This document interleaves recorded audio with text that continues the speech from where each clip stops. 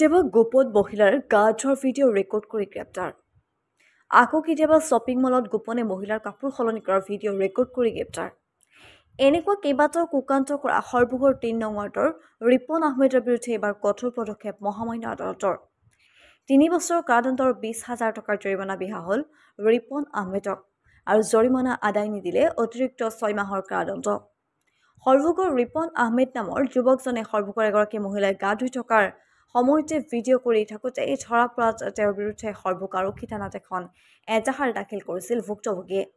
আনহাতে একেজন ৰিপন আহমেদে যোৱা কিছুদিন আগতেই বৰপেটা ৰোডৰ এখন শ্বপিং মলত মহিলাই কাপোৰ সলনি কৰাৰ সময়তে গোপনে ভিডিঅ' ৰেকৰ্ড কৰি ৰাইজৰ ৰোষত পৰিছিল। ঘটনাৰ সত্যতা প্ৰমাণ হোৱাৰ পিছতে বৰপেটা ৰোড আৰক্ষীয়ে ৰিপন আহমেদক আটক কৰি কেইবাটাও ধাৰাত গোচৰ ৰুজু কৰি জেল হাজতলৈ প্ৰেৰণ কৰিছিল।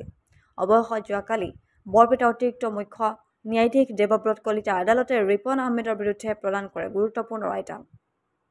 আদালতৰ দুয়োটা গোচৰৰ দোষী সাব্যস্ত হোৱা ৰিপন আহমেদক ৩ বছৰৰ কাৰাদণ্ড আৰু ২০,০০০ টকাৰ জৰিমনা বিহে আৰু জৰিমনা ধন আদায় নিদিলে অতিৰিক্ত ৬ মাহৰ কাৰাদণ্ড আদেশ দিয়ে। উক্ত ৰায়দানৰ পিছতে বিভিন্ন দল সংগঠনে আদালতৰ এই ৰায়দানক ধন্যবাদ জ্ঞাপন কৰে। বিশেষকৈ হিন্দু জাগৰণ অসম বৰপেটা জিলাৰ প্ৰচাৰ প্ৰমুখ শুভব্ৰত সিং এই ক্ষেত্ৰত কয় যে আমি এই ৰায়ক আদৰণি জনাইছোঁ আৰু এনেকুৱা ধৰণৰ ৰায়দানে ভৱিষ্যত সমাজত চলি থকা এনেধৰণৰ অপৰাধ হ্ৰাস হোৱাত সহায় কৰিব। আজি মহামান্য আদালত আমাৰ বৰপেটা জিলা মহামান্য আদালতে যে সৰভোগ নিবাসী ৰিপন আহমেদ নামৰ যুৱকজনক যি মহিলা এগৰাকী গা ধোৱাৰ যিটো ভিডিঅ' কৰিছিলে সেই ভিডিঅ' কৰাৰ মানে অপৰাধত আজি যি মানে ৰায় দিছে যে ৩ বছৰৰ সশ্ৰম কাৰাদণ্ড আৰু ২০,০০০ টকা জৰিমনা। এই ৰায়ক আমি আদৰণি জনাইছোঁ হিন্দু জাগৰণ মঞ্চ অসম বৰপেটা জিলা সমিতিৰ তৰফৰ পৰা। এনেধৰণৰ ৰায়দানে আমাৰ সমাজত অপৰাধীৰ সংখ্যা হ্ৰাস পাব বুলি আমি এটা আশা ৰাখিছোঁ।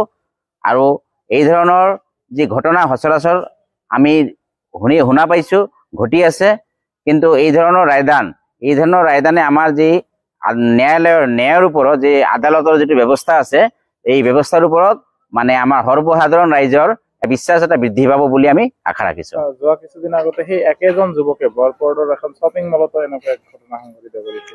এইজন যুৱকে এই শ্বপিং মলতো এনেধৰণৰ ঘটনা কৰিছিলে। তেতিয়া আমি জানিব জানিব পৰা নাছিলোঁ, কিন্তু আমি পাছত জানিব পাৰিলোঁ যে এই যুৱকজনে মানে এনেধৰণৰ ঘটনা সৰভোগত বিগত প্ৰায় ৩ বছৰ পূৰ্বে কৰিছিল।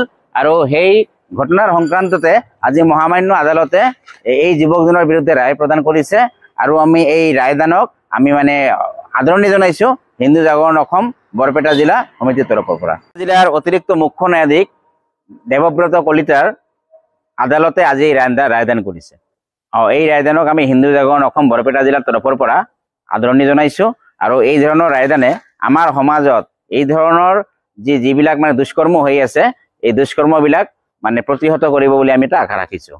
অধিকাৰীসকলেও এটা মানে শিক্ষা পাব যে এই ধৰণৰ কাম কৰিলে কি ধৰণৰ ঘটনা মানে কি ধৰণৰ শাস্তি হ'ব পাৰে। এইটো এটা মানে আমাৰ কাৰণে এটা আশাৰ বতৰা।